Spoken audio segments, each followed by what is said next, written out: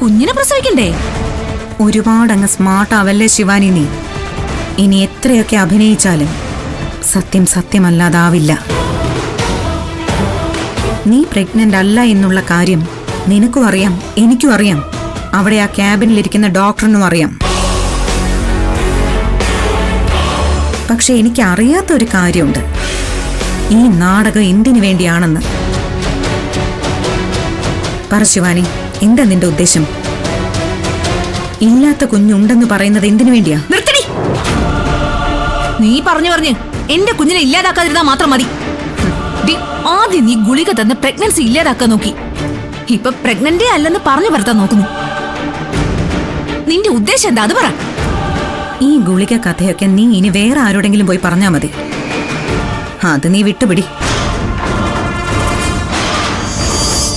അല്ല, നീ പ്രഗ്നന്റ് ആണെന്ന് ആവർത്തിച്ച് അടിവരയിട്ട് പറയുന്നുണ്ടല്ലോ. ഞാനൊരു കാര്യം ചോദിക്കട്ടെ.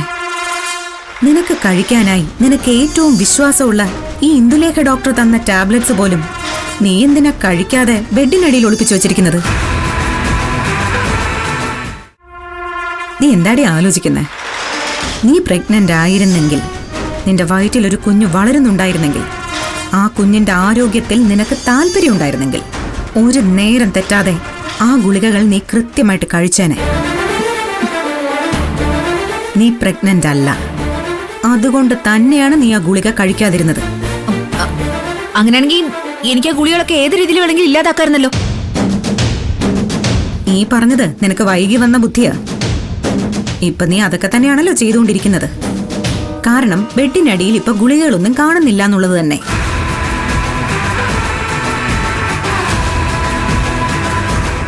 എന്താ, ഇതൊന്നും ഞാൻ ശ്രദ്ധിക്കുന്നില്ല എന്നാണോ നീ കരുതിയത്? എന്റെ ശരീരം, എന്റെ കുഞ്ഞ്, ഞാൻ വാങ്ങിയ ഗുളിക. എനിക്കിഷ്ടമുള്ളത് ഞാൻ ചെയ്യും. നീ ആരടുത്ത് ചോദിക്കാൻ? ഇപ്പൊ പറഞ്ഞ ഇതേ ഡയലോഗ് നിനക്ക് വന്ന് പ്രണവിനോട് പറയാൻ പറ്റുമോ ശിവാനി? വാ, നമുക്ക് വീട്ടിലേക്ക് പോവാം. നീ ഗുളിക കഴിക്കുന്നില്ല എന്നുള്ള കാര്യം പ്രണവിനോടും പറയാം. അപ്പൊ എല്ലാത്തിനും ഒരു തീരുമാനമാവുമല്ലോ. അതെ, ഇനി ഒരു 8 മാസം കൂടി കാത്തിരുന്നാ മതി. അപ്പോഴേക്കും എല്ലാത്തിനും ഒരു തീരുമാനമാവും. പ്രണവ് ഒരു അച്ഛനാവും, ഞാനൊരു അമ്മയാവും. എന്തിനാ ശിവാനി 8 മാസം കാത്തിരിക്കുന്നത്? ഈ നാട്ടില് വേറെയും ഗൈനക്കോളജിസ്റ്റുകൾ ഉണ്ടല്ലോ. നമുക്ക് അവിടേക്കൊന്ന് പോവാം. പ്രണവിനെയും കൂട്ടാം.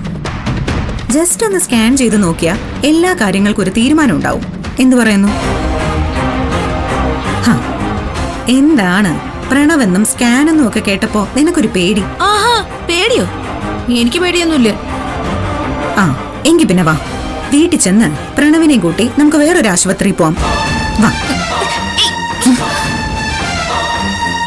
നിന്റെ സംശയങ്ങൾ തീർക്കാനായിട്ടെ സ്കാൻ ചെയ്യാൻ നടക്കുന്നൊന്നും അല്ല എന്റെ പണി. ഒരു പ്രഗ്നന്റ് ആയ പെണ്ണിനെ ആ പ്രഗ്നൻസിയുടെ പേരിൽ സംശയിക്കുന്നത് കൊണ്ടാ നിനക്ക് കുഞ്ഞുണ്ടാവാനുള്ള ഭാഗ്യം ദൈവം തരാത്തത്. എന്റെ വയറ്റിലെ ഇരട്ട കുഞ്ഞുങ്ങളാ. ആ കുഞ്ഞുങ്ങൾക്ക് ഞാൻ ജന്മം നൽകുകയും ചെയ്യും. പക്ഷേ ഇപ്പൊ ഈ സംശയ രോഗമായിട്ട് എന്റെ പുറകെ കൂടിയിരിക്കുന്നതിനുള്ള പണി അത് ഞാൻ നിനക്ക് തന്നിരിക്കും. കാത്തിരുന്നു നീ.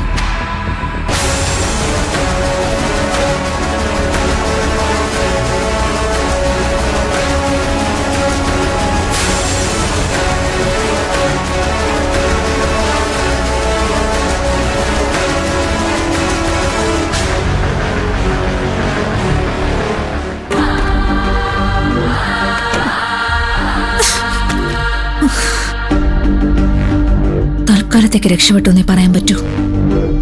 പക്ഷെ ഈ പോക്ക് പോയാ നിധി എന്നെ കൊടുക്കും. നിധിക്ക് മനസ്സമാധാനം ഉള്ളതുകൊണ്ടല്ലേ അവൾ എന്റെ പുറകെ ഇങ്ങനെ നടക്കുന്നത്. ആ സമാധാനം ഞാനങ്ങ് ഇല്ലാതാക്കി തന്നേക്കാം. നിനക്കിനി നിൽക്കക്കള്ളി കിട്ടില്ല നിധി. നിന്റെ ഉള്ളിലേക്ക് ഞാൻ തീ കോരിയിടാൻ പോവാ. അതിനുള്ള എന്റെ ആയുധം നിന്റെ പുന്നാര അമ്മായിയമ്മ, സാക്ഷാൽ പാർവതിയമ്മ. കാണിച്ചു തരാൻ ഞാൻ.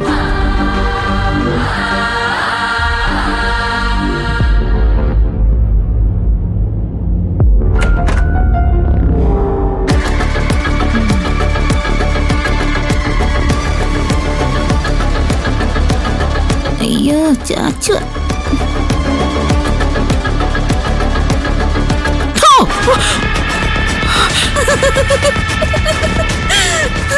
അയ്യോ എന്തിനാ ശിവാനി മനുഷ്യനെ ഇങ്ങനെ പേടിപ്പിക്കുന്നേ? ചൂടാ ആന്റി പേടിച്ചു പോയാ? ഇങ്ങനെ കിടന്നുറങ്ങി എങ്ങനെയാ ശരിയാവുക? നമുക്ക് ജോയിന്റ് ആയിട്ട് എന്തെങ്കിലുമൊക്കെ ചെയ്യണ്ടേ? ചെയ്തെടുത്തോളം മതിയായില്ലേ നിനക്ക്? ആ മതിയായില്ലെന്നേ. ആയില്ലെന്ന് മാത്രമല്ല, എന്റെ ചെയ്തിന്റെ ഒരു 10% പോലും എത്തിയിട്ടില്ല. അത് കൊടു. ഒരു പുതിയ ഐറ്റം ഞാനങ്ങോട്ട് പറഞ്ഞുതരാം. അതാണ് നമ്മൾ പുതിയതായിട്ട് വർക്കൗട്ട് ചെയ്യാൻ പോകുന്നത്. ഇന്നിനിപ്പോ രാത്രി ഒന്നും വേണ്ട, ഇന്ന് റെസ്റ്റ്. നാളെ നേരം എടുക്കുമല്ലോ, അപ്പോഴാണ് ആന്റിയുടെ പെർഫോമൻസ് കാഴ്ചവെക്കേണ്ട. പെർഫോമൻസോ? എന്ത് പെർഫോമൻസ്? അത് പറഞ്ഞുതരാം. രാവിലെ ഞാൻ ജോലിയൊന്നും ചെയ്യാതെ വെറുതെ ഇരിക്കും. അപ്പോഴേക്കും ആന്റി എന്റെ അടുത്ത് വരണം. ഇങ്ങനെ ശരീരം അനങ്ങാതെ തിന്നാനാണോ നിന്റെ ഉദ്ദേശം? മര്യാദയ്ക്ക് അടുക്കളയിൽ പോയി ജോലി ചെയ്യടി. അയ്യോ, ഇതൊന്നും ഞാൻ ആന്റിയോട് പറഞ്ഞതല്ല. നാളെ എന്നോട് പറയേണ്ട ഡയലോഗാ ഇത്. അവിടെ നിർത്തരുത്. ഞാൻ പ്രഗ്നന്റ് ആണ്, അസുഖമാണെന്നൊക്കെ ഞാൻ പറയും. അതൊന്നും മൈൻഡ് ചെയ്യണ്ട. പോയി മുറ്റമടിക്കടി, പാത്രം കഴുകടി എന്ന് പറയുന്ന അമ്മായിയമ്മമാരുടെ സ്ഥിരം ക്ലീഷ ഐറ്റംസ് ഇല്ലേ, അതൊക്കെ എടുത്തങ്ങ് കാച്ചിയേക്കണം. ഒരു കാര്യം ഞാൻ പറഞ്ഞേക്കാം, ആന്റിയുടെ ഒറിജിനൽ സ്വഭാവമല്ലേ, അതവിടെ വേണ്ട. നമ്മുടെ ഈ എന്താ പറയാ, മുട. ഈ അമ്മായിയമ്മമാരുടെ ഒരു മുട ഉണ്ടല്ലോ, ആ ഐറ്റം അത് വേണം ആന്റി പുറത്തെടുക്കാൻ. ആന്റിയുടെ ആ പെർഫോമൻസ് കണ്ട് ഞാനങ്ങ് പേടിക്കും, പക്ഷെ കുലുങ്ങൂല. ഓക്കെ, ക്ലൈമാക്സ് എന്താന്ന് വെച്ചാ നല്ല കന്നം പൊളക്കുന്ന ഒരടി എന്റെ ചെകിടത്ത് തരണം ആന്റിയുടെ വക. അടിക്കണോ? പിന്നല്ലാതെ ഒരു ഒറ്റെണ്ണം മതി. അത് അത്ര ഒറിജിനാലിറ്റി ഇല്ലെങ്കിലും കുഴപ്പമൊന്നുമില്ല. പതുക്കെ എന്നാ കണ്ടു നിൽക്കുന്നവർക്ക് നല്ല കീഴ്ക്കാച്ച അടിയായിട്ട് തോന്നാൻ വേണം. പിന്നെ ഇനിയൊരു ടെസ്റ്റ് ഉണ്ട്, ഒരു ടാലന്റ്. എന്തായാലും ആ സീനൊന്നും കൊഴുക്കുമല്ലോ. അതിന്റെ എൻഡില് നിധി പറഞ്ഞിട്ടാണ് തല്ലിയെന്ന ഒരു പ്രസ്താവന അങ്ങ് നടത്തിയിട്ട് ആന്റി നൈസായിട്ട് തലവരിക്കും. എങ്ങനെയുണ്ട് എന്റെ ക്ലൈമാക്സ് ട്വിസ്റ്റ്? കളമോ? നിന്റെ ഉദ്ദേശം എനിക്ക് മനസ്സിലായി. ആ പഴി പാവം നിധിയുടെ തലയിൽ വെച്ചു കൊടുക്കണം അല്ലേ? എന്താ നിന്റെ ഉദ്ദേശം? ഉദ്ദേശമൊക്കെ അതിനുശേഷം ആന്റി കണ്ടു മാത്രം അറിഞ്ഞാ മതി. ദൈവമേ, ഈ കൊച്ചു എന്തൊക്കെയാ ചെയ്യാൻ പോന്നേ? ശിവാനി, നിധി പറഞ്ഞിട്ടാണ് ഞാൻ തല്ലിയതെന്ന് പറഞ്ഞാലേ പ്രണവ് പോലും വിശ്വസിക്കില്ല. പിന്നല്ലേ മറ്റുള്ളവരുടെ കാര്യം. വിശ്വസിക്കണം, വിശ്വസിപ്പിക്കണം. അത് ആന്റിയുടെ പെർഫോമൻസ് അനുസരിച്ചിരിക്കും. എന്തിനാ ശിവാനി ഇങ്ങനെയൊക്കെ? നിധിയെ നീ ഒന്ന് വെറുതെ വിട്. അവൾ ഏതെങ്കിലും മൂലയ്ക്കൊന്ന് ജീവിച്ചു പൊക്കോട്ടെ. അവളെ ജീവിക്കാൻ ഞാൻ അനുവദിക്കില്ല. പറഞ്ഞതുപോലെ അനുസരിച്ചോ? അനുസരിച്ച ആന്റിക്കും കൊള്ളാം, ആന്റിയുടെ പുന്നാര ദത്തുപുത്രൻ ഗൗതമിനും കൊള്ളാം. മനസ്സിലായ?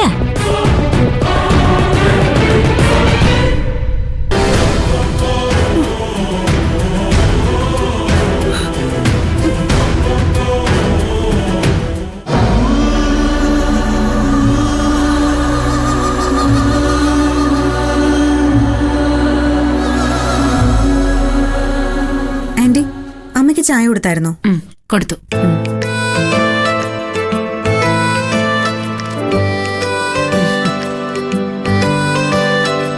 നിനക്കിപ്പോ ഓഫീസില് വർക്ക് ലോഡ് കൂടുതലുണ്ടെന്ന് തോന്നല്ലോ. എത്ര ചെയ്തിട്ടും ഒന്നും തീരുന്നില്ല. ഈശ്വര, ഈ ശിവാനി പറയുന്നത് കേട്ട് ഞാൻ എങ്ങനെ നിധിയെ ദ്രോഹിക്കും? എനിക്ക് വയ്യ.